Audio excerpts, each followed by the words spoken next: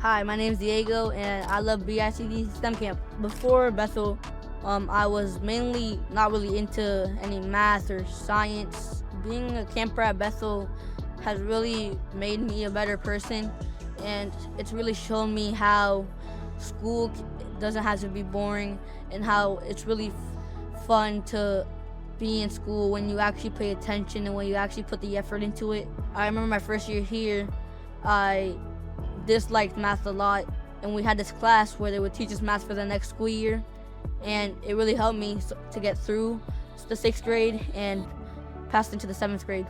Bethel STEM is really just a great camp, not just for the academics or the STEM. It's also just a great place to develop your talking skills, go on trips, and they give you a lot of chances to have fun.